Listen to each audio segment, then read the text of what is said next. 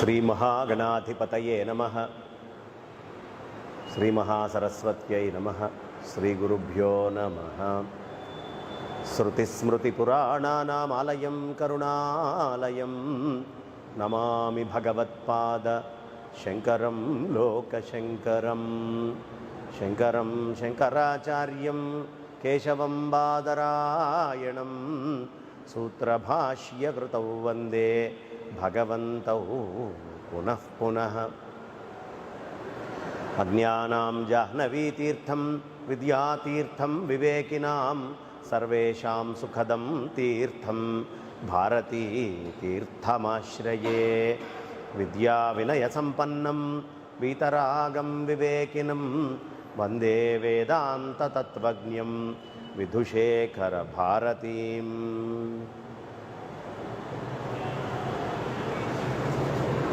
సభాకల్పతరుం వందే. ఇవాళ నాకెంతో జన్మాంతర సుకృతంతో కూడినటువంటి రోజుగా నేను భావిస్తున్నాను. కారణం ఏమిటయ్యా అంటే, చాతుర్మాస్యాలలో యతి దర్శనం చేసుకోవడము అనేది ఎన్నో జన్మల సుకృతం ఉంటే తప్ప లభించేటటువంటి భాగ్యం కాదు. అలాంటిది చాతుర్మాస్యాలలో విశ్వేశ్వర తీర్థస్వామి వారి శిష్యులు విశ్వప్రసన్న తీర్థ స్వామివారి యొక్క దర్శనం కావటం నా సుకృతంగా, అది రాఘవేంద్ర స్వామివారి మఠం హైదరాబాద్లో. యతులకి సాష్టాంగ ప్రణామం చేసుకుంటే సమస్తమైనటువంటి ఈప్సితాలు నెరవేరుతాయి. కాషాయ దండమాత్రేణ యతిః పూజ్యో న సంశయ అని పెద్దలు చెప్తారు. కాబట్టి కాషాయ దండమాత్రంతో కనిపిస్తేనే నమస్కరించాలి. అది చాతుర్మాస్యాల్లో నమస్కరించుకోవడం అనేది ఇంకా విశేషము. ఆ భాగ్యం నాకు కలిగింది అని భావిస్తూ, ఇవాళ నన్ను సమన్వయ సామ్రాజ్య ఆవశ్యకత, దాని స్థాపన, సంరక్షణ అనేటటువంటి అంశం మీద మాట్లాడాల్సిందిగా ఆజ్ఞాపించటమైంది పెద్దలు. ప్రాత్యక్షిక అనే కార్యక్రమాన్ని నిర్వహిస్తూ అందులో భాగంగా ఈ అంశాలని మాట్లాడమంటాం. పెద్దల దగ్గర నుంచి విన్నది, కన్నది, కాస్త అక్కడ ఇక్కడ చదివినటువంటిది, నా బుద్ధికి తోచినటువంటిది ఏదుందో ఆ 4 విషయాలు నేను ఇక్కడ పలుకుదాము అని వచ్చాను. ప్రధానము సమన్వయము అనేది ఇవాళ చాలా అవసరమైనటువంటిది. కారణం ఏమిటయ్యా అంటే, వేద మతాలు, వేద బాహ్య మతాలుగా మనం విభజించుకోవాలి సమాజాన్ని. వేద మతాలలో వేద మతాల సమన్వయము అనేది మనం వేల సంవత్సరాల నుంచి చేసుకుంటూ వస్తున్నాం, జరుగుతూ ఉంది. కానీ వేద బాహ్య మతాలు కూడా మన మీదకొచ్చి ప్రత్యక్షమైనటువంటి దాడులు జరుగుతున్నటువంటి రోజులు ఇవి. వేదాన్ని నమ్మనటువంటి వాళ్ళు, వేదాన్ని నిందించేటటువంటి వాళ్ళు ఏది చెప్పినా నాస్తికుల కిందే భావిస్తుంది సనాతనమైనటువంటి వైదిక ధర్మము. దీంట్లో అనుమానం లేదు. ఇక్కడ సమన్వయము మనలో మనం చేసుకుంటూనే, ఇతరులతోటి ఎలా ఉండాలి అనే సమన్వయం చేసుకుంటూనే, ఈ రెండిటికి బయటికి వెళ్ళి అసలు భగవంతుడే లేడు అనేటటువంటి నాస్తికవాదానికి వెళ్ళేటటువంటి పొంతనలు కూడా ప్రత్యేకంగా ఒక ఊరు బాగా ఉద్దుటున అట్లా బయటికి వస్తున్నటువంటి సందర్భం ఇది. కాబట్టి అంత ఉదుటుగా వస్తున్నటువంటి దాన్ని ఎలా నియంత్రించాలి, ఇతరమైనటువంటి ధర్మాలు చేస్తున్నటువంటి దాడుల్ని మనం ఎలా నియంత్రించాలి, మనలో మనకి సమైక్యత లేకుండా వస్తున్నటువంటి ఇబ్బందుల్ని ఎలా సంరక్షించుకోవాలి, ఇవన్నీ తెలియాలి అంటే ముందు వేదమాతకి నమస్కరించుకొని వేదాన్ని అంగీకరించేటటువంటి ధర్మాలన్నీ నాకు సంబంధించినటువంటి ధర్మాలే అనే సమన్వయం మనం ప్రప్రథమంగా చేసుకోవాలి. వేదాన్ని అంగీకరించే ఏ ధర్మమైనా ధర్మమే, అందులో సిద్ధాంతాలు పక్కన పెట్టుకొని దాని మీద చర్చలకు వెళ్లకుండా వేదం నమ్మావా, నువ్వు సనాతనమైనటువంటి వాడివేనయ్యా, ఈ వైదికంలో ఉన్నవాడివే. ఒకవేళ నా సిద్ధాంతం గొప్పదైతే నువ్వు వేదాన్ని నమ్మి ఆచరిస్తూ వెళ్తే నా సిద్ధాంతంలోకి నువ్వు వస్తావు. నీ సిద్ధాంతం గొప్పదైతే వేదాన్ని ఆచరిస్తూ వెళ్తే ఆ వేదమాత ఏది సత్యమైన సిద్ధాంతమో ఆ సిద్ధాంతంలోకి మనందరినీ ప్రవేశపెట్టి తీరుతుంది. మొట్టమొదటి సమన్వయం కావాల్సింది ఏమిటయ్యా అంటే వేదమాతని ఆశ్రయించి మనం గనక ముందరికి వెళ్తూ ఉంటే ఖచ్చితంగా ఆ వేదమాత సక్రమమైన దారిలోకి తీసుకొని వెళ్ళి తీరుతుంది. దీంట్లో అనుమానం లేదు. ఇది ప్రధానంగా మనం లోపల గుర్తుంచుకోవాలి. అయితే మనం సమన్వయం చేయాలి అంటే ఉపక్రమ ఉపసంహారాలు తెలియాలి. ఎక్కడ మనం మొదలు పెడుతున్నాం అంటే ఇతఃపూర్వమే మనకు అనేకమైనటువంటి సామ్రాజ్యాలు ఉన్నాయి. మాంధాత నహుషోంబరీష సగరో రాజా పృథుర్హే హయ శ్రీమాన్ ధర్మసుతో నలో దశరథో రామో యయాతిర్యతు ఇక్ష్వాకుశ్చ విభీషణశ్చ భరతశ్చోత్తానపాదోద్భవ చేత్యేతే భువి భూభుజ ప్రతిదినం కుర్యాత్ సదా మంగళం. ఆ రాజులందరూ కూడా మనకి, ఆ చక్రవర్తులందరూ మంగళం కలిగించాలి అని కోరుకున్నారు. వాళ్ళ పేరు ఎందుకు తీసుకున్నానయ్యా అంటే వాళ్ళున్నటువంటి కాలంలో నాస్తికవాదాలని వాళ్ళు చూశారు. అప్పుడు కూడా నాస్తికవాదాలు ఉండేవి. ఎందుకు అంటే నాస్తికవాదము అనేటటువంటిది అది కూడా ఒక దర్శనం కింద మనం దర్శించే దాన్ని కూడా లెక్కలో వేసుకొని చూస్తున్నాం. అంటే వాడి యొక్క బుద్ధికి వేదము కాకుండా ఇతరమైనటువంటి లౌకిక ప్రపంచమే ప్రపంచమని గోచరిస్తుంది. కాబట్టి పర్వాలా, వాడితోటి మనం వాదన చెయ్యొచ్చు, చర్చించవచ్చు, చెప్పచ్చు, ఏమైనా చేయొచ్చు నాస్తికుడితోటి కూడా. వాళ్ళందరూ ఉన్నప్పుడు లేనటువంటి ఆ అద్భుతమైనటువంటి చక్రవర్తులు వాళ్ళకి లేనటువంటి ఒక కొత్త సమస్య మనకు వచ్చింది. ఏమిటి ఆ సమస్య అంటే ఎడారి మతాలు విశేషమైనటువంటి దాడి చేస్తున్నాయి. వాళ్ళు మాకు సంబంధించిందే ధర్మం, మా దేవుడే దేవుడు, ఇంకెవడు అయ్యేటటువంటి అవకాశం లేదు అని విశ్వాసముతో మాత్రమే వాళ్ళు ముందరికి వెళ్తున్నారు తప్ప వాదనతోటి ముందరికి వెళ్ళే ప్రయత్నం ఎప్పుడు చేయరు. భగవంతుడంటే ఏమిటి, నీ దగ్గర ఉన్న లక్షణాలు ఏమిటి, నా దగ్గర ఉన్న లక్షణాలు ఏమిటి, ఈ విశ్వము యొక్క ఉత్పత్తి ఏమిటి, ఇది ఎలా జరుగుతోంది, ఈ పరమాత్మకి విశ్వానికి ఉండేటువంటి సంబంధం ఎలాంటిది, ఇలాంటి చర్చలు ఏవి కూడా వాళ్ళు చేయరు. నేను ఇగో ఫలానాది తీసుకున్నానయ్యా, ఇదే నాకు సర్వస్వం, దీన్ని మించినటువంటిది ఇంకొకటి లేదు అని చెప్పేటటువంటి మతాలు వస్తున్నాయి. వాళ్ళు వచ్చి వాళ్ళు ఏం చేస్తున్నారయ్యా అంటే వాళ్ళ ధర్మాన్నే ఈ ధరిత్రి మీద ప్రచారం చేయట్లా. వాళ్ళ ప్రధాన లక్ష్యం ఏమై ఉందయ్యా అంటే అత్యద్భుతమైన వర్ణాశ్రమ ధర్మాలతోటి కూడినటువంటి సనాతన వైదిక ధర్మాన్ని విచ్ఛిన్నం చేయటము, దానికి అవసరమైనటువంటి కుట్రలు, దానికి అవసరమైనటువంటి కుతంత్రాలు, దాన్ని ఎలా విచ్ఛిన్నం చేయాలి అని బాగా ఆలోచించి దాడి అనేటటువంటిది జరుగుతుంది. ఇప్పుడు ఇక్కడ మనం సమన్వయం ఆరంభం చేసుకోవాలి. సమన్వయం ఎక్కడ ఆరంభం చేయాలయ్యా అంటే ఇతరులు మన మీదకి దాడి చేయడానికి వచ్చారు. లోపల కొట్టుకుండేటప్పుడు 105 105, బయట నుంచి ఎవడైనా వచ్చినప్పుడు 105 105. కాబట్టి మనం గుర్తుంచుకోవాల్సినటువంటి అంశము బయట నుంచి విస్తృతమైన దాడి. రాష్ట్రాలలో మనం చాలా చోట్ల చూస్తే పంజాబ్లో ఊళ్ళకు ఊళ్ళు మారిపోతున్నాయి.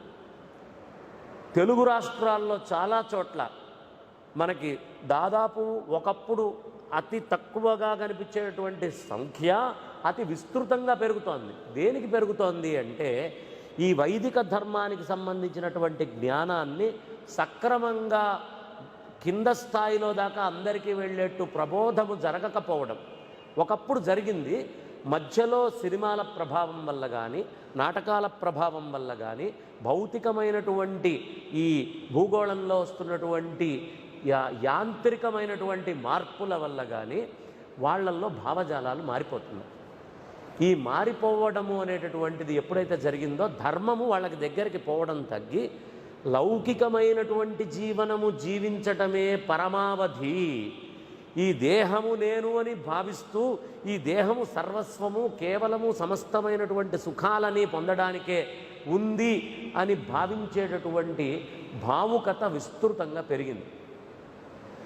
దానిని అరికట్టడానికి అవసరమైనటువంటి విజ్ఞానాన్ని ఒక సమయంలో కొంతకాలం పాటు, ఏది నాకు తెలిసి స్వాతంత్ర్యం వచ్చిన తర్వాత, స్వాతంత్ర్యానికి పూర్వము కూడా దాదాపు మీరు చిన్న ఒక రిక్షా దొక్కుకుండేవాడో లేకపోతే సామాన్యమైన వాడు, అసలు చదువు సంధ్య లేకుండా ఉన్నటువంటి సామాన్యుడు ఎవరైనా కానీ వీళ్ళకేం చదువు లేదురా అని అనుకుండేటటువంటి వాడు కూడా, మందబుద్ధి కలిగినటువంటి బ్రాహ్మణులలో అయినా ఎవరిలో అయినా అలా చదువు సంధ్య లేనటువంటి వాడు కూడా అతి సామాన్యంగా ఏమి కాయము ఏమి మాయమురా మూనాళ్ల ముచ్చట, ఏమి కాయము ఏమి మాయమురా, దీనికి తూట్లు 9 తుస్సుమనుట ఖాయం అనే జ్ఞానం వాడికి ఉండేది.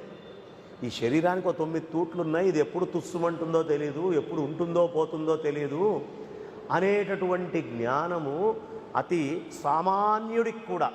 తాను తత్వజ్ఞుడై ఉంటే తన యందే శివుడుండు, తన యందే శివుడుండు, తాలిల్లే తాలిల్లే అని పాటలు పాడుకునేటటువంటి స్థాయిలో అతి సామాన్యుడు ఉండేవాడు. ఎంత వేదాంతం ఉండేదో అందులో, కావాల్సినంత వేదాంతం ఉండేది. ఈ వేదాంతము అనేటటువంటిది అది తెగింది మధ్య తరాల్లో. తెగేటప్పటికి వీళ్ళు మాకు చదువు చెప్పలేదు, ఏమీ చేయలేదు, మిమ్మల్ని చాలా ఇది చేశారు, ఈ సమాజంలో కొంతమందిని తొక్కేశారు అని చెప్పేటటువంటి భావబుద్ధిని ఈ భారత ఖండంలోకి తీసుకొచ్చి ప్రవేశపెట్టారు. మెక్కాలే విద్యను తీసుకొని రావడంతో పాటు ఇలాంటి భావజాలం, అందరినీ తొక్కేశారు, వాళ్ళొక్కళ్ళే బాగుపడ్డారు అని రుజువు చేయాలనేటటువంటి ప్రయత్నం చేశారు. ఈ తొక్కేయాలనేటటువంటి ప్రయత్నం చేశారు అనేది మనందరికీ కూడా తెలుసు. కానీ తొక్కేయాలనే ప్రయత్నం చేశారనే దాన్ని మనం అరికట్టడంలో ఆ సమయంలో ఉండేటటువంటి మేధావులు సరైనటువంటి స్టాండ్ తీసుకోలేకపోయారు.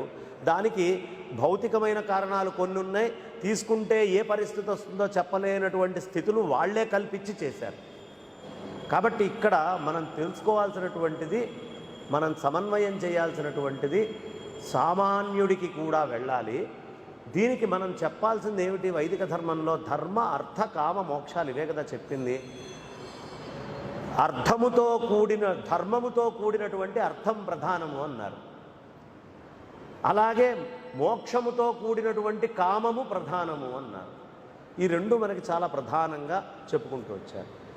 ఈ సమాజంలో ఎక్కడ దెబ్బతిన్నామయ్యా అంటే అర్థముతో కూడినటువంటి ధర్మాన్ని ఈ వైదికమైనటువంటి ఈ ప్రపంచము నిలబెట్టుకోలేకపోయింది. వేల సంవత్సరాలు నిలబెట్టుకుంది. మన మీద బుడత కీచులు, మ్లేచ్యులు, రకరకాలుగా మన బ్రిటిష్ వాళ్ళు అయితేనేంటి, పోర్చుగీసు, ఫ్రెంచు, డచ్చు అందరూ దాడి చేసినప్పుడు కూడా ఏనాడు మన ధర్మముతో కూడిన అర్థ వ్యవస్థ దెబ్బతినలేదండి. వాళ్ళందరికంటే ముందు, అంటే బ్రిటిష్ వాడు మన దేశానికి వచ్చేటప్పటికీ 23% నుంచి దానిపైనే పర్ క్యాపిటా ఇన్కమ్ ఉండేది. జీడిపి చాలా విశేషంగా ఉండేది. ఎందుకు ఉండేది అంటే ఈ భారతదేశము అర్థము ధర్మము విభజించకుండా ఉండేది. ఇది మనం కోల్పోయి మొత్తం పోగొట్టుకుంటున్నాం. ఇవాళ చూడండి, ధర్మములో ఎలా అర్థాన్ని పెట్టారు. ఒకళ్ళ ఇంట్లో ఒక వివాహం జరుగుతోంది. ఆ వివాహంలో మన వాళ్ళు ఏదో కులాలు అనేటటువంటిది మొత్తం బ్రిటిష్ వాడు రకరకాలుగా తెచ్చాడు. కానీ మన వాళ్ళు అనేక రకాలైనటువంటి ఉత్పత్తులు కుటుంబ వ్యవస్థలోనే చేస్తూ ఉండేవాళ్ళు. ఎన్ని రకాల ఉత్పత్తులైతే తయారవుతుండేవో భారతదేశంలో అవన్నీ కూడా ధర్మముతోటి కలిసి ఉండేవి. ఆ అర్థ వ్యవస్థ అంతా ధర్మంతో ఉండేది. ఎలా అంటే, ఓ పెళ్ళి జరిగితే చక్కగా మంటపం పడాలి, మేదర వాళ్ళు వస్తేనే మంటపం వేయాలి, ఇంకెవరు వేయడానికి వీల్లేదయ్యా, మాకు వాళ్ళు వేస్తేనే శ్రేయస్కరం.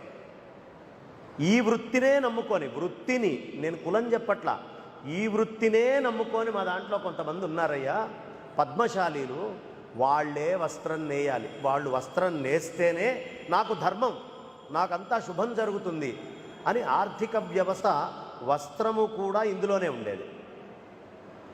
బంగారము సంబంధించినటువంటి వాళ్ళు, మా మనందరికీ కూడా ఎప్పుడు బంగారం కావాలి అన్నా విశ్వబ్రాహ్మణులు చేస్తేనే మేము తీసుకుంటామండి, వేరే వాళ్ళు చేస్తే మాకు పనికిరాదు. ఆ ఆర్థికమైనటువంటి ద్రవ్యము వాళ్ళు మాకు ఇవ్వడం ధర్మము, నా దగ్గరున్న ధనము ఆ ధర్మాన్ని ఆచరించేవాడికి మాత్రమే చేరాలి. ఇది దెబ్బతింటోంది. మనం జాగ్రత్తగా తీసుకుంటే ప్రతి ఒక్క రకమైనటువంటి ఉత్పత్తి భారతదేశంలో ఏ ఊరికి ఆ ఊరికి ఉండేది. ఈ ఉత్పత్తి అనేది మొత్తము కూడా ఏ ఊరికి ఆ ఊరు, చిన్న కుగ్రామం ఉంటే ఆ కుగ్రామంలో నా కుండ తయారు చేసే సోదర కుటుంబాలు కొన్ని ఉండేవి.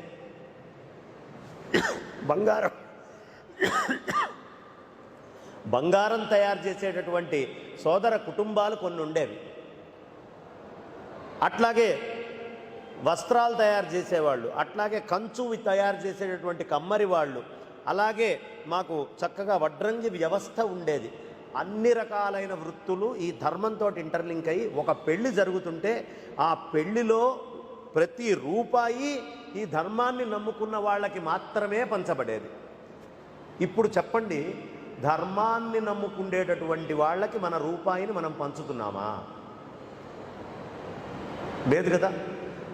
ఎవడి దగ్గరికి పోతే వాడి దగ్గరకు పోతున్నాం. ఈ ధర్మంతో సంబంధం లేదు. ఎక్కడ పడితే అక్కడ కొనుక్కుంటున్నాం, తెచ్చుకుంటున్నాం, ఎట్లా పడితే అట్లా వాడుతున్నాం. కానీ ఈ ధర్మం తెలిసిన వాడు ఏం చేస్తాడయ్యా అంటే ఇందులో ఉండేటటువంటి ఆచారాలని కూడా వాడు గుర్తిస్తాడు. ఈ ఆచారం ప్రకారమే నేను ఈ వస్త్రాన్ని నెయ్యాలి అని వాడికే తెలుసు. ఈ ఆచారం ప్రకారమే ఈ వృక్షాన్ని పెక్కిలించి దీనికి అవసరమైనటువంటివన్నీ తేవాలి అని వాడికి తెలుసు. ఈ ఆచారాన్ని బట్టే మనకు ఉంది కదా, ఇప్పుడు సూత్రం తయారు చేయాలి, ఎవరి ఆచారం వాళ్ళది, ఆ ఆచారాలన్నీ కూడా వాళ్ళకి తెలిసి ఉంటాయి. అందుకనే ఇక్కడ ధర్మ సామ్రాజ్యము అనేది రావాలి అంటే ఆచార ప్రభవో ధర్మ ధర్మస్య ప్రభురచ్యుత. ఈ ఆచారం అనేటటువంటి దానివల్ల మాత్రమే ధర్మము అనేటటువంటిది మనకి ఎప్పుడైనా గోచరమయ్యేది. ఈ ఆచారాల నుంచి మనం దూరమైనటువంటి ఆర్థిక వ్యవస్థను తయారు చేసుకుంటున్నాం. దీన్ని ఒక్కసారి ప్రతి ఒక్క హిందువు పునరాలోచించుకోవాలి. ఆచారముతో కూడినటువంటి ధర్మం కావాలా, ఆర్థిక వ్యవస్థ కావాలా, ఆచార విహితమైనటువంటి ధర్మ వ్యవస్థ కావాలా? పూలు చక్కగా స్వామివారికి పెడతాం, కార్యక్రమాల్లో వాడుకుంటున్నాం. ఆ పూలు ఎలాంటి ఆచారము పద్ధతి ఉన్నప్పుడు కట్టాలి, ఎలాంటి దాంతో కట్టాలి, ఏం కట్టాలి అని తెలిసినటువంటి కుటుంబాలని మనం పెంచుకోవాలి మళ్ళీ. కాబట్టి మన ఆచారముతో కూడినటువంటి కుల వృత్తులు ఏవైతే ఉన్నాయో, వృత్తులు ఏవైతే ఉన్నాయో అవి దెబ్బతింటున్నాయి. వాళ్ళందరూ డబ్బు అనేటటువంటి దాని నుంచి దూరం అయిపోతున్నారు. ఒకప్పుడు మనకి సంబంధించినటువంటి రాజ్యాలు స్థాపించినా ఏం చేసినా ఈ వర్ణ ఆశ్రమ ధర్మాలు అనేవి ఉండేవి. అంటే బ్రహ్మచారి అనేటటువంటి వాడు ఉన్నాడు అనుకోండి, ఆ బ్రహ్మచారి ఒకవేళ కాలం చేస్తే వాడిని కాల్చాలా, పూడ్చాలా?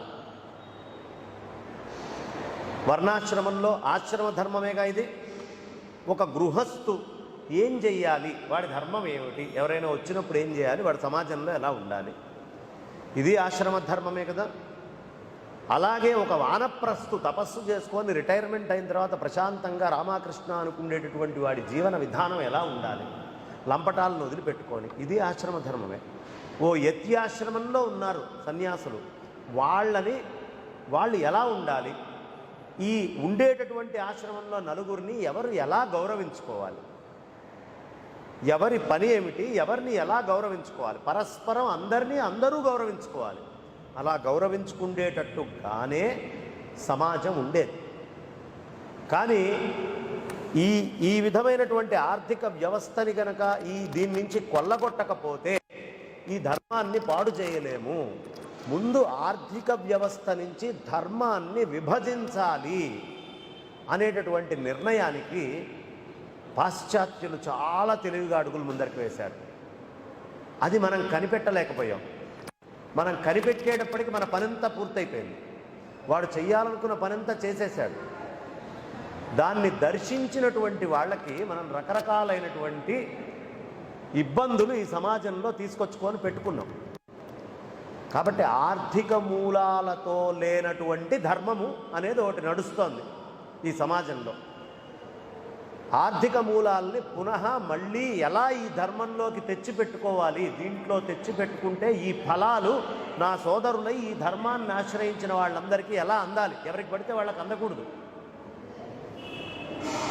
ఈ వ్యవస్థని ఆచార్యులందరూ కలిసి కూర్చొని ఆలోచించాలి. మనకి ద్వైతమైతేనేమి, అద్వైతమైతేనేమి, విశిష్టాద్వైతమైతేనేమి, ఇలా రకరకాలైనటువంటి సిద్ధాంతాలు మనకు ఉన్నాయి, అనేక దర్శనాలు మనకు ఉన్నాయి.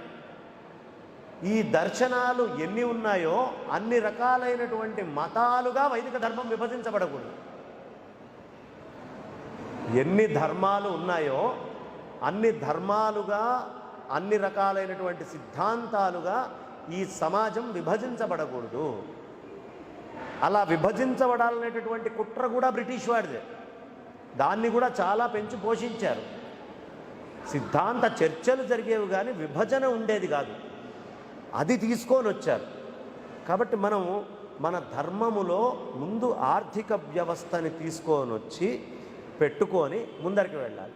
నువ్వు ఎవడు ఏ ధర్మాన్ని ఆచరించినా పర్లేదు, స్వే స్వే కర్మణ్యభిరత సంసిద్ధిం లభతే నరః. కృష్ణ పరమాత్మ మనకి సుస్పష్టంగా తెలియపరిచారు. ఎవరి ధర్మాన్ని వాళ్ళు ఆచరించుకోండి అయ్యా, కానీ ఊరికినే పరస్పరమైనటువంటివి పెట్టుకోవద్దు. మన సమస్య రెండోది ఏమిటయ్యా, సమన్వయం చేసుకోవడానికి మనకు వచ్చినటువంటి ఇబ్బంది ఏమిటి అంటే, రెండో విషయము, బ్రిటిష్ వాళ్ళు ఉన్నంత దాకా కూడా ఎప్పుడైనా రెండు రకాలుగా జీవితం విభజించబడుతుందండి. ఎవరికైనా కెరీర్ గోలు, లైఫ్ గోలు, జీవి లక్ష్యము, జీవ లక్ష్యము రెండు ఉంటాయి. ఈ కెరీర్ గోల్ అనేటటువంటిది మనకి ఏమైనా ఉండొచ్చు కాక, అంటే ఒకడు ఉద్యోగం చేస్తాడు, ఇంకోటి చేస్తాడు, ఎవడు ఏ పనైనా కెరీర్లో చేయొచ్చు. కానీ చిన్న వయసు నుంచే లైఫ్ గోల్ అనేటటువంటిది కూడా ఒకటి చెప్పాలి. ఈ కెరీర్ గోల్ని మొత్తం నిర్ణయించేది మన యొక్క రాజ్యాంగం అనుకుందాం, మనకు సంబంధించినటువంటి మిగతా వ్యవస్థలు, చట్టాలు, న్యాయాలు ఇవన్నీ కూడా చేస్తాయి. కానీ లైఫ్ గోల్ అనేటటువంటి దాన్ని కేవలం ఆచార్యులు మాత్రమే చేయగలరు. అది ధర్మముతోటి ముడిపడి ఉంది. ధర్మముతోటి ముడిపడి ఉన్నటువంటి లైఫ్ గోల్ని ఆచార్యులైనటువంటి మహాత్ములు, పెద్దలే చేయగలరు. అది ఈ జీవికి అవసరమైనటువంటి పరమావధి ఏదైతే ఉందో, జీవనానికి పరమావధి వేరు.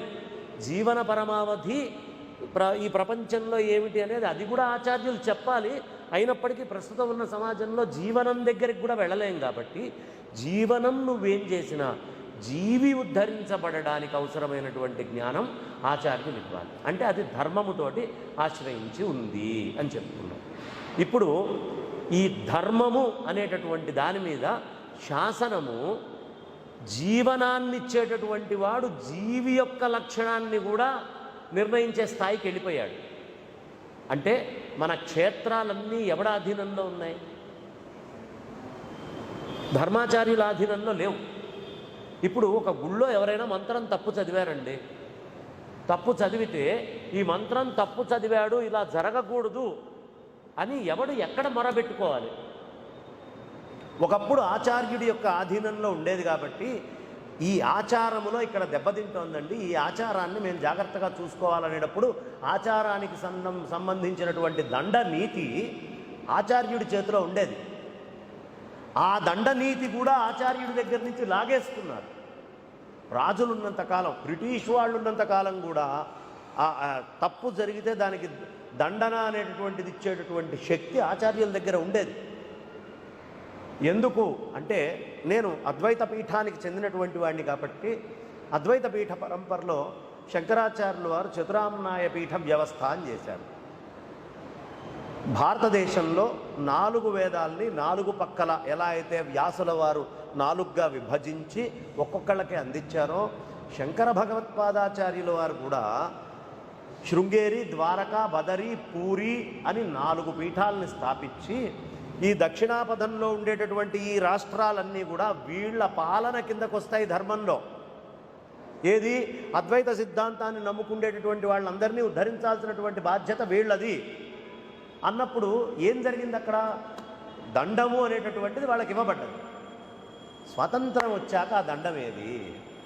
పోయిందిగా. అది పోవడం వల్ల ఏమైంది? తిరుపతి గుడికి సారాయి అమ్ముకుండేటటువంటి ఆయన్ని చైర్మన్గా వేస్తారు. కాదనేటటువంటి శక్తి ఎవరికి ఉంది? దాన్ని ఆపేటటువంటి ఎక్కడైనా మనకి శక్తి ఉందా? పీఠమఠ వ్యవస్థలకు ఎక్కడైనా మనకి ఈ రాజ్యాంగంలో ఈ ధర్మానికి సంబంధించినటువంటి రక్షణ ఈ ఆచార్యులే చేయాలి. ఎందుకంటే ధర్మం మనది, రాజ్యాంగానికి ధర్మానికి సంబంధం లేదు. ఎవడు ఏ ధర్మాన్నైనా ఇతరుణ్ణి ఇబ్బంది పెట్టినంత దాకా ఆచరించుకోవచ్చని ఉంది రాజ్యాంగంలో. ఉన్నప్పుడు రాజ్యాంగంలో ఆ ధర్మము అనేటటువంటి ధర్మరక్షణ, దానికి అవసరమైన శిక్ష వేసే దండము ఎక్కడ ఉండాలి? ఆచార్యుల దగ్గర ఉండాలి. అది లేదు.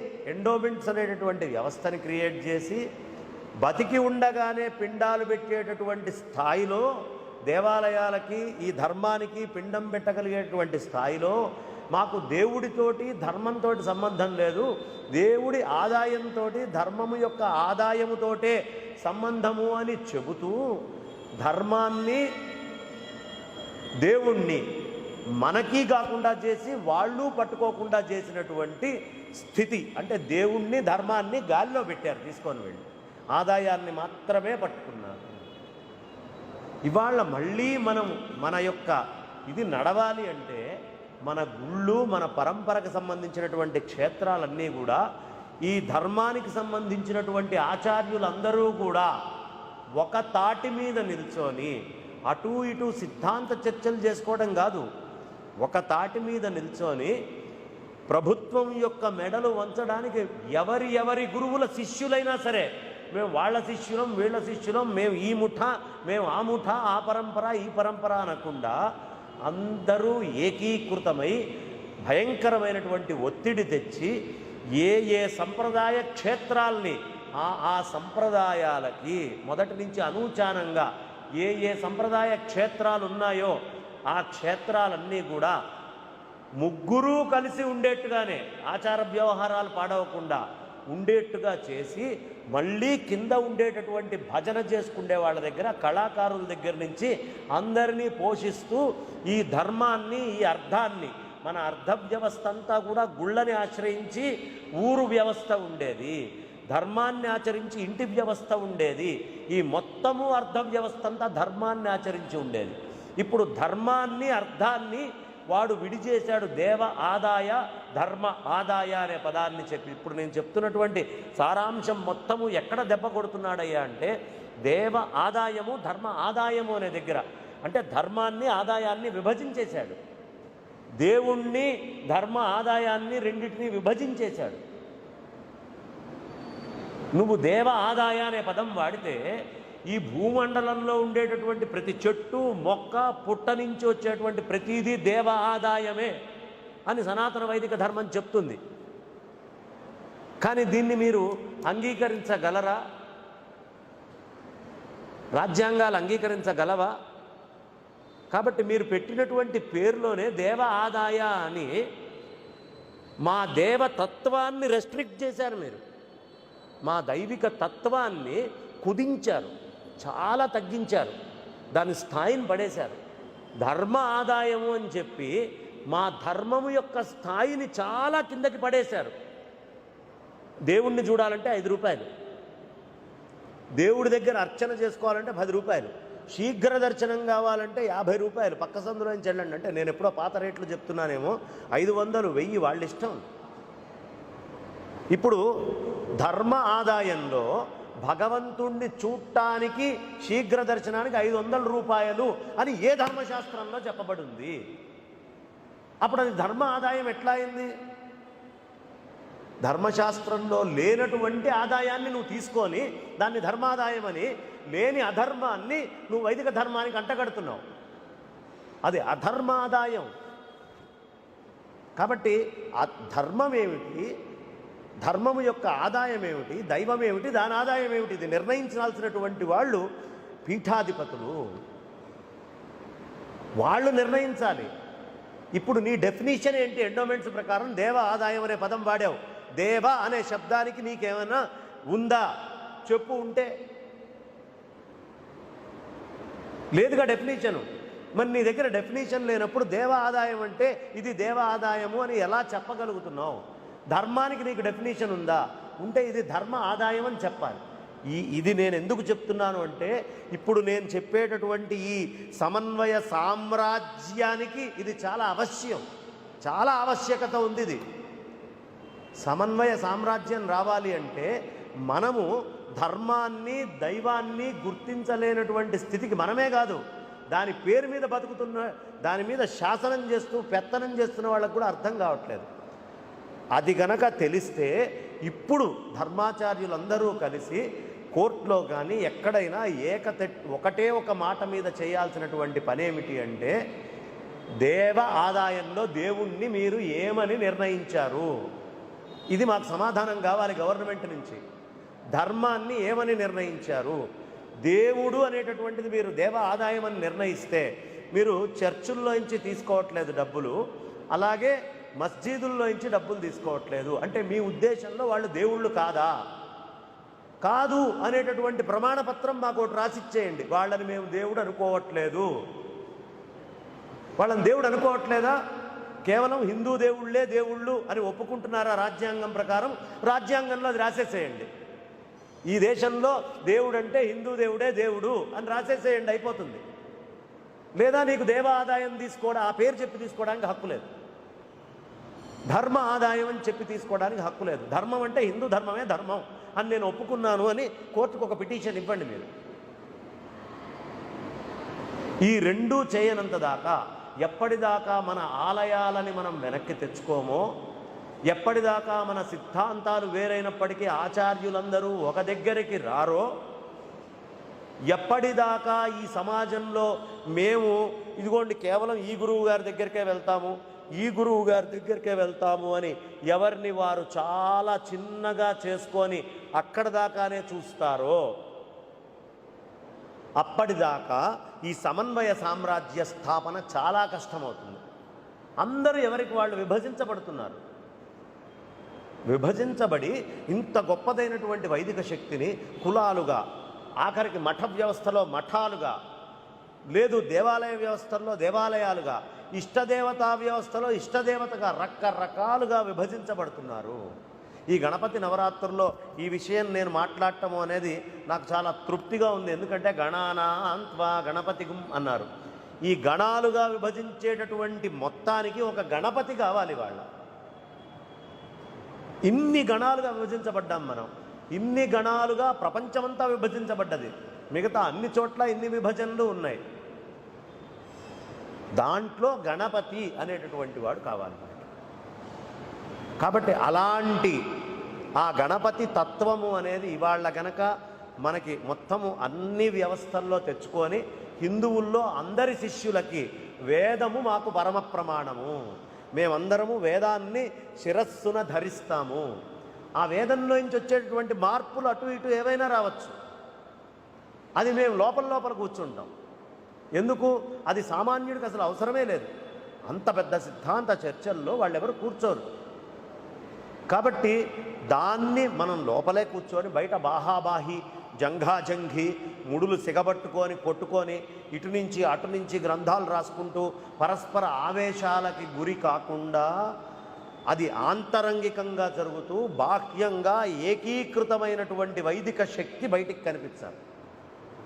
అది కనిపిస్తే మనం సమన్వయ సామ్రాజ్యాన్ని చేయగలం. దీనికి ఉపక్రమ ఉపసంహారాలు అని చెప్పుకున్నాం కదా. ఎక్కడ మొదలు పెట్టాలయ్యా అంటే, ఇలాంటి ఏ గొడవలు లేకుండా ఉన్నటువంటి రామరాజ్యం దగ్గరికి వెళ్ళొచ్చు, పృథు చక్రవర్తి యొక్క రాజ్యం దగ్గరికి వెళ్ళొచ్చు.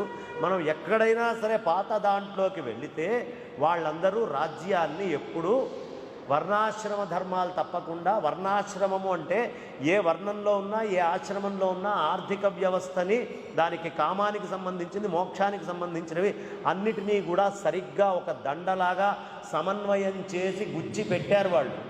కాబట్టి అది మహత్తరమైన సామ్రాజ్యమైంది. ఇవాళ మనలో మనకి విభజన వచ్చి మన ఆర్థిక వ్యవస్థని ఇతరులు వేరే దేశం వాడొచ్చి, ఇవాళ బట్టలు ఎవడో విదేశం నుంచి వాడు తీసుకొని వచ్చి బట్టలు అమ్ముతున్నాడు. నష్టపోతోంది ఎవరు? నా దేశంలో ఆ బట్టల్ని తయారు చేసేటటువంటి వ్యక్తి ఎవరున్నాడో అతను నష్టపోతున్నాడు. బయట నుంచి చెప్పులు తీసుకొని వచ్చి ఇక్కడ అమ్మేస్తున్నారు, కోట్ల రెవెన్యూ చేసుకుంటున్నారు. అక్కడే ఉద్యోగం మన వాళ్ళు చేస్తున్నారు. కానీ ఆ రెవెన్యూ అంతా ఈ దేశంలో కొనుక్కుండేటువంటి కోట్లకి సంబంధించినటువంటి అన్నీ కూడా ఈ దేశం తయారీయే కావాలి. ఈ దేశంలో తయారైతే ఆటోమేటిక్గా జీడిపి పెరుగుతుంది. కాబట్టి ఈ దేశంలో వాడేటటువంటి వాళ్ళందరూ ఈ ధర్మాన్ని నమ్ముకొని మొదటి నుంచి ఎవరున్నారో ఆ ధర్మం వాళ్ళ దగ్గరే కొనుక్కుంటాం అనే ప్రతిజ్ఞ చేసుకోవాలి. అంటే నేను చెప్పేది ఉత్పాదన అంతా కూడా భారతదేశంలోనే జరగాలి. నేను కులము చెప్పట్ల, వృత్తి చెప్తున్నా. అన్ని వృత్తులు భారతదేశంలోనే మళ్ళీ పునః ఉత్పాదన చేయటం ఆరంభం చేయాలి. పూర్వ అనుభవం ఉన్నవాళ్ళు అనుభవం ఉన్నట్టు చేసుకెళ్తారు. లేదండి నేను ఈ వృత్తిని చేయాలనుకుంటున్నానంటే ఎవరైనా సరే ఆ వృత్తిని చేసుకునేటువంటి స్థితిని ఉంచాలి. అలా చేస్తూ ధర్మము అనేటటువంటిది తప్పకుండా ఏది వేదములో ఏది ధర్మశాస్త్రాల్లో చెప్పబడిందో దాన్ని ఆధారంగా చేసుకుంటూ ఆ వృత్తిని చక్కగా జాగ్రత్తగా చేసుకుంటూ గనక వెళితే ఖచ్చితంగా వైదిక సామ్రాజ్యంలో డబ్బులు వస్తూ ఉన్నప్పుడు, రెవెన్యూస్ కరెక్ట్గా మనకి వస్తూ ఉన్నప్పుడు వాడు ఈ ధర్మం నుంచి పక్కన ఇంకో దానికి పోవాలి అనే ప్రయత్నం చెయ్యడు కదా. ఎందుకు చేస్తున్నాడు అంటే ఈ ఆర్థిక వ్యవస్థతోటి వీళ్ళని కట్ చేశాం. ఇది బ్రిటిష్ వాడు ఉన్నంతకాలం కూడా చేయలేకపోయాడు.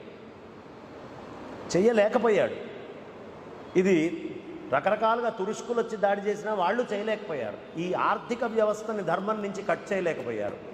మనకి స్వాతంత్ర్యం వచ్చిన దగ్గర నుంచి ఆర్థిక వ్యవస్థని దీని నుంచి కత్తిరించాము. కాబట్టి ఆ డబ్బుని ఇక్కడికి తీసుకురావాలి. ఉపక్రమము ఏమిటయ్యా అంటే మఠాలన్నీ ఓ దగ్గరికి చేరాలి. ఈ మఠాలన్నీ ఓ దగ్గరికి చేరి అన్ని సిద్ధాంతాల వాళ్ళు ఏకీకృతం కావాలి. వాళ్ళు అనేది గుమ్మము లోపలే ధర్మాన్ని ఆచరించుకోవాలి. గుమ్మము బయటికి వచ్చిన తర్వాత మొత్తము మనదంతా వేద ధర్మము, గుమ్మము లోపల స్వీయ సిద్ధాంత ధర్మము. ఇది ఆచరించుకుంటూ అడుగుల్ని కొంచెం అక్కడి నుంచి ముందరికి వేసుకుంటూ ఇలా మనకి సంబంధించి ఈ ధర్మంలో ఉన్న అందరినీ ఏకీకృతం చేసుకుంటూ ఒక్కసారి దాన్ని ప్రభుత్వాల మీదకి ప్రెషర్ పెట్టగలిగేటటువంటి స్థాయిలోకి తేగలగాలి. అమ్మో వీళ్ళని ముట్టుకుంటే ఈ ఓట్లు పోతాయేమో, వీళ్ళని ముట్టుకుంటే ఈ ఇబ్బంది వస్తుందేమో, ఈ ఆచార్యుల్ని మనం ఇలా గౌరవించకపోతే మన పదవికి నష్టం వస్తుందేమో అనేటటువంటి ఆ దండనీతిని ఇక్కడ కోల్పోవడం వల్ల ఈ ధర్మం మనుగడలో లేకుండా జరిగిపోతుంది.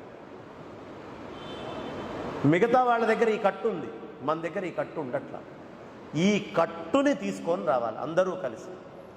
లేకపోతే ఇవాళ నాకు తెలిసి దాదాపు ఒక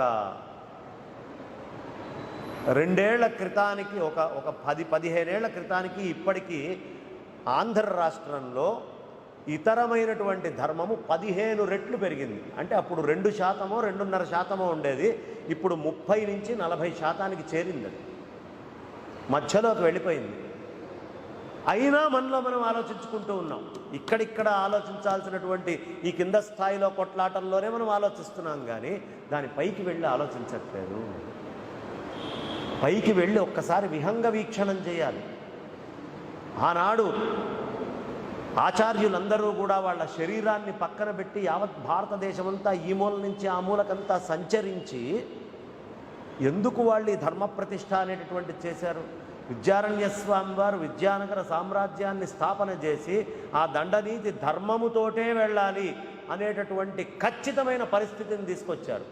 అప్పుడు లేవా అంటే ఇతరమైనటువంటి రాజులు మన మీద గెలిచి వాళ్ళ ధర్మమే ధర్మము అని ఉన్నప్పుడు రాజు యొక్క అండ లేకుండా, రాజుని నిలబెట్టుకోకుండా, రాజ్యాన్ని తయారు చేసుకోకుండా ఈ ధర్మాన్ని నిలబెట్టలేము అని గుర్తించినటువంటి విద్యారణ్య యతీంద్రుల వారు విద్యానగర సామ్రాజ్య స్థాపన చేసి అక్కడ నుంచి ఆయన ఎంత తెలివిగా చేశారు చూడండి. ఆయన సమన్వయం అంటే ఎలా ఉండాలి అంటే విద్యారణ్యుల వారిని చూసి నేర్చుకోవాలి. ఆయన ఒక సామ్రాజ్యాన్ని స్థాపించి దానికి చిహ్నం ఏం పెట్టారండి? పంది గుర్తుని పెట్టారు. అప్పుడున్నది చుట్టూతా ఎవరు? తురుష్క రాజ్యాలు. చిచ్చి ఈ పంది గుర్తున్నది మాకు అక్కర్లేదు అని వాళ్ళు దాన్ని అసహ్యించుకుంటారు కదా. అందుకని వరాహమూర్తిని తీసుకొని వచ్చి అక్కడ పెట్టారు. తర్వాత అయ్యా మీరు ఢిల్లీ సుల్తాన్ అంటే చాలా పెద్దవాళ్ళు, మీకు మేము కప్పం కట్టడానికి సిద్ధమే, మా డబ్బుని వరాహాలు అంటారండి, అని వరాహము అని దాని మీద ముద్ర వేసి, ఇదిగో ఈ పంది ముద్ర ఉన్నది, ఎన్ని కట్టమంటారో చెప్పండి, మీకు డబ్బులు కడతామంటే, చిచ్చి అవేం మాకు అక్కర్లేదు, మీ డబ్బు అసలు నా ఖజానాలోకి రావాల్సిన అవసరం లేదు అని వరాహాలని తీసుకోకుండా వదిలిపెట్టేశారు. ఎంత వాళ్ళు దూరదృష్టితో ఆలోచించారు చూడండి. వాళ్ళు ధర్మము లోపల గొడవని చూడలేదు. విద్యారణ్య యతీంద్రుల వారి దృష్టి ధర్మము లోపల ఎప్పుడూ చూడలేదు. ఆయన సుదర్శన భట్టు గారితో సన్నిహితంగానే ఉన్నారు, వేదాంత దేశికులు వెంకటరాధాచార్యుల వారితో సన్నిహితంగానే ఉన్నారు. ఉంటూనే ఇక్కడ ఈ చిన్న స్థాయిలో ఈ కింద గొడవలను ఆయన చూడలేదు. ఇతరులైనటువంటి వాళ్ళు మన మీద చేస్తున్నటువంటి ధర్మాన్ని ఎలా ఆపాలి అనేటటువంటి తపనతోటే ఆయన జీవితాన్ని గడిపారు. దానికి ఆయన చాలా చోట్ల తగ్గిపోయారు. ఆయన చాలా తగ్గించుకున్నారు. ఆయనకు కావాల్సిన ప్రధాన లక్ష్యం ఏమిటి? ఈ సమన్వయమైనటువంటి సామ్రాజ్య స్థాపన చేయాలి అని.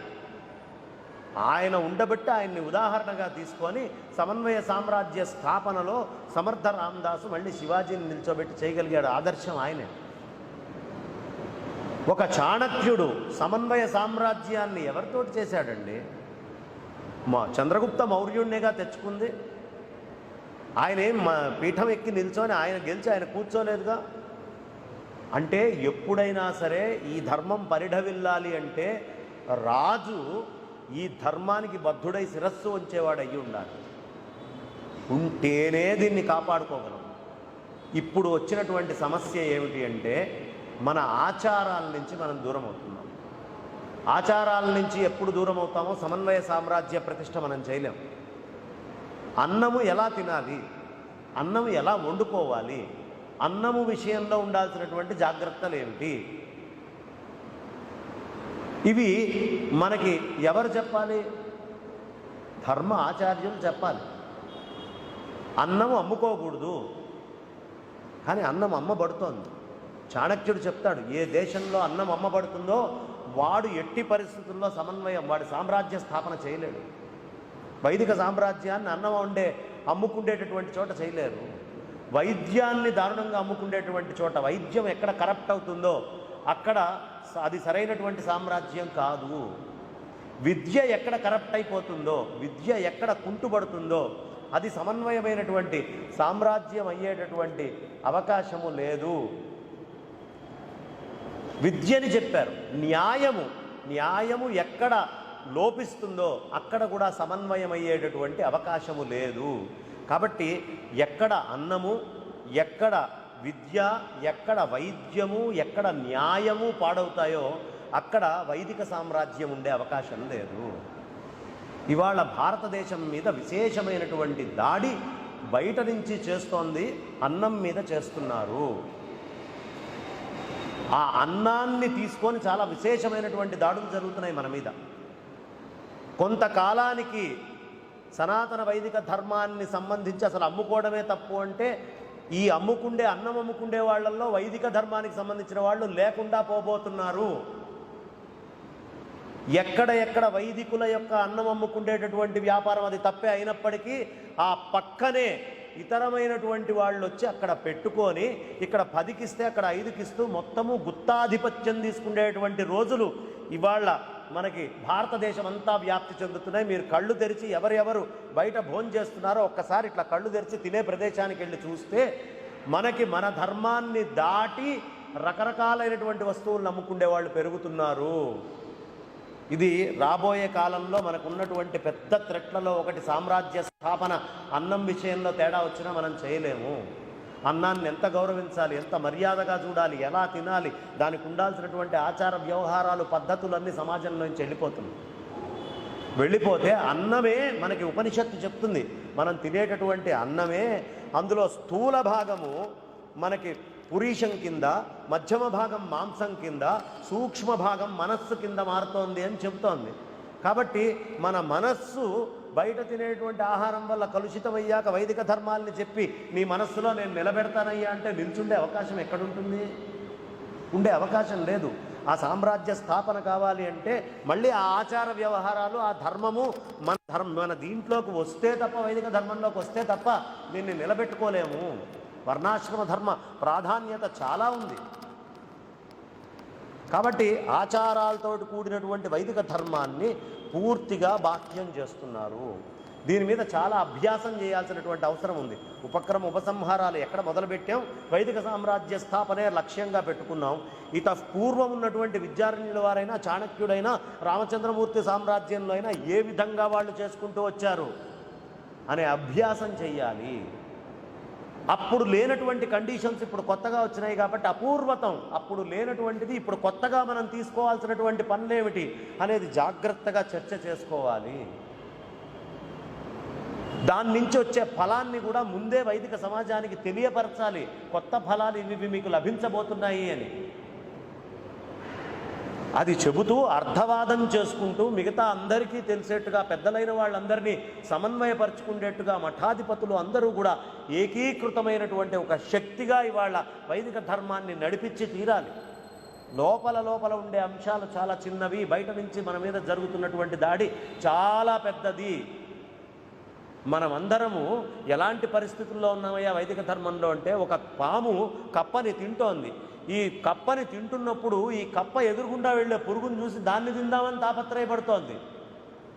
ఇవాళ మన ధర్మంలో మనం కొట్టుకోవడం అనేది పాము నోట్లో ఉన్నటువంటి కప్ప పురుగును తినాలనే ఆలోచన లాంటిదో అలాంటిది. దాని నుంచి బయటికి వచ్చి సమిష్టి వైదిక సామ్రాజ్యాన్ని గనక, ఈ వేదమే మాకు పరమావధి అనేటటువంటి ఒక సామ్రాజ్యాన్ని కనుక మనం స్థాపించుకోకపోతే చాలా తక్కువ సమయంలోనే ఈ ధర్మానికి చాలా విశేషమైనటువంటి నష్టము, కలి యొక్క వీర విజృంభణ చూస్తాము. కాబట్టి ఇక్కడ మనం ఇవన్నిటినీ కూడా జాగ్రత్తగా తీసుకుంటూ ఎవరి ధర్మాన్ని వాళ్ళు గుమ్మము లోపల ఆచరించుకుంటూ బయటికి వచ్చాక మాత్రం వేదమే మాకు పరమ శిరోధార్యము అనే విషయాన్ని గనక ఆలోచించి దాన్ని ధరించి ఇవాళ మళ్ళీ మన ధర్మానికి సంబంధించినటువంటి దండము మనమందరమే, ప్రజలందరే పోరాడైనా సరే మళ్ళీ మన ఆచార్యులకు ఇప్పించకపోతే, ఆచార్యులు ఏం చేస్తున్నారు కాదు, గురువులందరూ ఏం చేస్తున్నారండి, పీఠాధిపతులు ఏం చేస్తున్నారనే ప్రశ్న ప్రతివాడు అడుగుతాడు. పీఠాధిపతి చేతిలో ఏమి దండం ఉంచారయ్యా మీరు ధర్మాన్ని కాపాడటానికి? మొత్తం అంతా మీ ఆధీనంలోనే ఉంచుకున్నారు కదా. మాకు సంబంధించినటువంటి మా క్షేత్రాలని మాకు ఇవ్వండి, మాకు సంబంధించినటువంటి ధర్మాన్ని మాకు అప్పచెప్పేయండి, దాని నుంచి వచ్చేటటువంటి కష్ట నష్టాలతోటి మేము ఎలా ఈ ధర్మ సామ్రాజ్యాన్ని స్థాపించుకోవాలో మేము స్థాపించుకుంటాం. కాబట్టి ఇవాళ అందరూ సమన్వయమై ఈ ధర్మ సామ్రాజ్య స్థాపన కోసం చాలా విశేషమైనటువంటి కృషి గనక చేసినట్లయితే దాన్ని స్థాపన చేసుకోవడము, తర్వాత దాన్ని మళ్ళీ భావితరాల కంటే మన పిల్లలందరికీ కూడా ఈ విద్యల్ని అప్పచెప్పడము, ఈ పనులన్నీ జాగ్రత్తగా చేస్తే మనం వైదిక సామ్రాజ్య స్థాపన చేసుకున్న వాళ్ళం అవుతాము, దాన్ని సంరక్షించుకునే వాళ్ళం అవుతాము. దాని ఆవశ్యకత ఎంత ఉందయ్యా ఇవాళ అంటే, వైదిక సామ్రాజ్యము గనక భారతదేశంలో లేకపోతే ఇవాళ మనం ఏదో పెద్ద గొప్పగా చెప్పుకొని ఈ రాజ్యాంగము స్వతంత్రము అది ఇది అని తిరుగుతున్నాము. అవన్నీ కూడా ఇతరమైనటువంటి ధర్మానికి సంబంధించి పెరిగినప్పుడు కాశ్మీర్లో ఏం జరిగిందో చూస్తున్నాము, ఆఫ్ఘనిస్తాన్లో ఏం జరిగిందో చూసాము, బంగ్లాదేశ్లో ఏం జరుగుతోందో మనందరికీ తెలుసు, శ్రీలంకలో ఏం జరిగిందో మనకి తెలుసు. ఇలా రకరకాలైనటువంటి దాడులతో మయన్మార్లో ఏం జరుగుతోందో మనకి తెలుసు. అదే విధానంగా ఈ పెద్ద సిద్ధాంతాలు గొప్పవి అని చెప్పుకుండేవి కూడా ఈ ధర్మానికి సంబంధించినటువంటి బలంగా ఉన్నంత దాకానే. తర్వాత ఈ మొట్టమొదట కష్టపడి బాధపడేటటువంటి వాళ్ళందరూ సనాతన వైదిక ధర్మాన్ని ఎవరెవరైతే ఇవాళ తక్కువగా చూస్తూ పిల్లలకి అందరికీ బోధించట్లేదో ఆ కుటుంబాల్లోనే వాళ్ళ పిల్లలు, వాళ్ళ మనవాళ్ళు, ముని మనవాళ్లే తర్వాత తరాల్లో ఈ బాధలన్నీ కూడా భరిస్తారు. కాబట్టి దాని ఆవశ్యకత, స్థాపించుకోవాల్సినటువంటి ఆవశ్యకత మన భావి తరాల కోసమైనా సరే ఎంతైనా ఉంది. స్థాపించిన దాన్ని సంరక్షించాల్సిన అవసరం ఉంది. దీనికి ఆచార్యులందరూ కూడా ఏకీకృతమై ఇతరమైనటువంటి స్పర్ధలన్నీ పక్కన పెట్టి వాళ్ళందరూ వేదమే పరమ సత్యము, లోపలిది మేము చూసుకుంటాము అన్నట్టుగా ఉంటూ ముందరికి తీసుకొని వెళ్ళాలి. వాళ్ళకి బద్ధులై నేను ఈ ఒక్క చోటికే వెళ్తాను, ఈ ఒక చోటికి వెళ్ళను అనేటటువంటి పదాలు తీసి అందరి గురువుల దగ్గర మీరు ఒక మంచి బొకే తయారు చేయాలనుకున్నప్పుడు అన్ని గార్డెన్స్లో రకరకాలైనటువంటి రోజెస్ని తీసుకొచ్చి బొకే ఎలా చేస్తారో మీ జీవితాన్ని మీరు ఉద్ధరించుకోవాలి అనుకున్నప్పుడు ఎక్కడ వేదానికి సంబంధించినటువంటి ధర్మం చెప్పబడిందో, వేద వాక్యం కాకుండా ఉందో దాన్ని అంగీకరించి లోపలికి తీసుకునేటటువంటి మానసిక స్థితిలోకి మనం అందరము రావాలి అని కోరుకుంటూ ఈ కార్యక్రమంలో నన్ను ఇక్కడికి ఆహ్వానించి నన్ను 2 మాటలు చెప్పమని అడిగినందుకు గాను నేను శ్రీ విశ్వేశ్వర తీర్థ స్వామివారు మహాత్ములు వారి దర్శనం పూర్వం చేసుకొని వారి ఆశీస్సులు నేను తీసుకొని ఉన్నాను. అలాగే విశ్వప్రసన్న తీర్థ స్వామి వారికి కూడా సాష్టాంగ ప్రణామాలు చేసుకుంటూ ఈయన వాణికి విరామాన్ని ఇస్తున్నాను. స్వస్తి.